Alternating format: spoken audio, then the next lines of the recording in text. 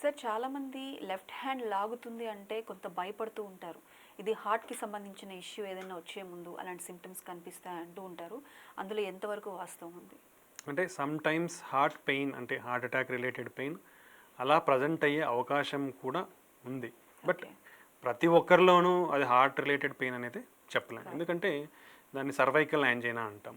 అంటే యూజువల్గా పెయిన్ ఈ షోల్డర్ పెయిన్ ఉండడం కానీ లేదా ఈ హ్యాండ్ లాగడం కానీ ఇలా చెప్తుంటారు. బట్ మెజారిటీ ఆఫ్ ద పేషెంట్స్లో డ్యూ టు పూర్ మన సిట్టింగ్ పోస్చర్ సరిగా లేకపోవడము, సర్వైకల్ స్పాండలైసిస్ వల్ల కూడా మనకి రాడిక్యులోపతి అంటాం. అలా రూట్ కంప్రెషన్స్ వల్ల కూడా ఈ పెయిన్ వచ్చే అవకాశం ఉంటుంది. బట్ అది మనం ఎప్పుడు సిగ్నిఫికెంట్గా తీసుకుంటాము అంటే ఛాతీ నొప్పితో పాటు చెయ్యి లాగుతుందా అనేది ఒక కన్సిడరేషన్, లేదా చెయ్యి లాగినప్పుడు ఛాతీ నొప్పి లేకపోయినా స్వెట్టింగ్స్ ఏమన్నా ఉన్నాయా, వామిటింగ్ సెన్సేషన్ ఏమన్నా వచ్చిందా. సో ఇలాంటివి అసోసియేటెడ్ సిమ్టమ్స్ ఉన్నప్పుడు మనం సిగ్నిఫికెంట్గా తీసుకుంటాం. లేదు ఏజ్ ఒకవేళ మోర్ దాన్ 40, 50, 60 ఉంది, సో హార్ట్ అటాక్ రిస్క్ ఉంటుంది వీళ్ళలో. ఏజ్డ్ ఉన్న వాళ్ళలో బీపీ షుగర్ ఉన్నాయి, వీళ్ళలో హార్ట్ అటాక్ రిస్క్ ఉండే ఛాన్స్ ఉంటుంది. సో అలాంటి వారిలో మనం ఈ చెయ్యి లాగుతుంది అన్నప్పుడు కన్సిడరేషన్ చేయాల్సిన అవసరం అయితే ఉంది. ఎందుకంటే రిస్క్ ఫ్యాక్టర్స్ ఉన్నాయి కాబట్టి అలా ప్రజెంట్ అయ్యే ఛాన్స్ ఉండొచ్చు. అలాంటి వాళ్ళలో బేసిక్ టెస్ట్లు మనం ఈసీజీ ఒకటి తీసుకుంటే తెలిసిపోతుంది. ఈసీజీలో నార్మల్గా ఉంది, మేజర్ ప్రాబ్లం ఏం లేదంటే it's fine, acute heart attack అయితే లేదు.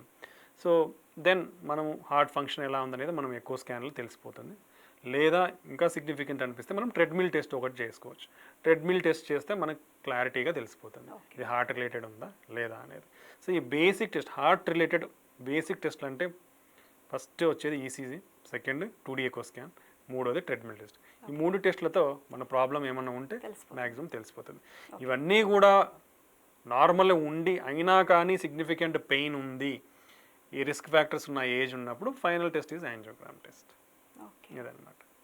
సార్ హార్ట్ అటాక్కి ఇప్పుడు ఏదైనా హార్ట్ అటాక్ వచ్చినప్పుడు మనం మెడికేషన్తో క్లియర్ అవుతుందా, లేదు స్టంటింగ్కి వెళ్ళాలా, లేదు స్టంటింగ్తో అయిపోతుందా, సర్జరీకి వెళ్ళి నిజంగా ఆ డెసిషన్ మేకింగ్ అనేది పేషెంట్ ఎలా తీసుకోవాలి, మీరు ఇచ్చే సజెషన్స్ ఏంటి? We always guide the patient because మనము బ్లాక్స్ ఉన్నప్పుడు మనం ఆల్రెడీ చెప్పాము, పేషెంట్కి ఎవరికి ఐడియా ఉండదు కదా ఎంత బ్లాక్ ఉంటే ఏంటనేది. అందుకే this is my educational view. అంటే పేషెంట్ కూడా తెలుసుకుంటే మంచిదనే ఉద్దేశంతోనే ఇవన్నీ చెప్తున్నాను నేను.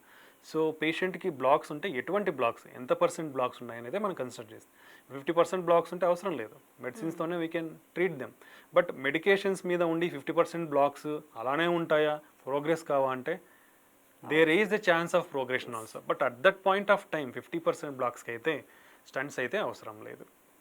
ఒకవేళ ప్రోగ్రెస్ అయినాయి, మీ ప్రాబబ్లీ మందులు సరిగా వాడకపోవడం వల్లనో లేదా బీపీ షుగర్ కంట్రోల్ అవ్వట్లేదు. ఇప్పుడు ఈవెన్ బీపీకి షుగర్కి మందులు వాడుతున్నా కానీ కంట్రోల్ ఉండదు చాలామందికి, ఎందుకంటే రెగ్యులర్ ఫాలోఅప్స్లో ఉండరు, దాని రెగ్యులర్ మానిటరింగ్ అనేది చేసుకోవాల్సి ఉంటుంది, ఫుడ్ హ్యాబిట్స్ అనేది సరిగా మెయింటైన్ చేయకపోవడం వల్ల. సో ఇవి కంట్రోల్ అయినప్పుడు ఆ 50% బ్లాక్స్ మనం మందులు వాడుతున్నా కానీ ప్రోగ్రెస్ అయ్యే ఛాన్స్ అయితే ఉంటుందన్నమాట. Because that is atherosclerosis disease అనే process it is continuous process. ఈరోజు ఉండేది మనం మందులు తీసుకుంటే తగ్గుతుందని కాదు, మందులు తీసుకుంటే డెఫినెట్లీ తగ్గుతుంది, బట్ స్టిల్ మనము అదర్ రిస్క్ ఫ్యాక్టర్స్ అన్ని కూడా కంట్రోల్లో ఉన్నప్పుడే అవంతా కంట్రోల్లో ఉంటాయి అన్నమాట.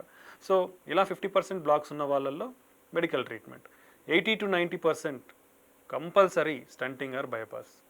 నేను స్టంట్స్ వేయించుకోనంటే your life span will bread.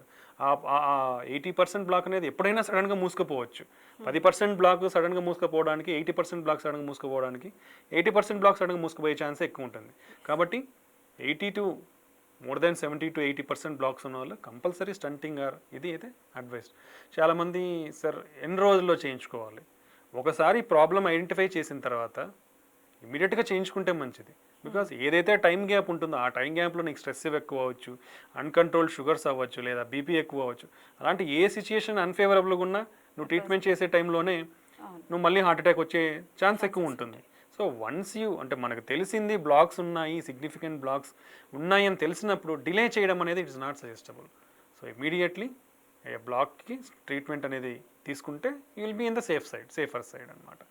So that is లేదు మనం ఆల్రెడీ మాట్లాడుకున్నాం 50 to 70% బ్లాక్, మనం చాలా టెస్టులు మాట్లాడుకున్నాము, ఎఫ్ఎఫ్ఆర్ టెస్ట్ కానీ లేదంటే కార్డియాక్ ఎంఆర్ఐ, ఈ విధంగా మనం చేయించుకొని దాంట్లోకి ఇండికేషన్ ఉంటే చేయించుకోవచ్చు, లేదంటే మందులు వాడుకోవచ్చు. సో ఇలా పేషెంట్ వాళ్ళకి doctors will guide them what to do. అలాంటి సిచ్యుయేషన్స్లో ఒకవేళ నాలెడ్జ్ తెలుసుకుంటే ఇంకొంచెం వాళ్ళకి ఈజీగా అర్థమయ్యి వాళ్ళు కరెక్ట్ డిసిషన్ తీసుకోగలరు.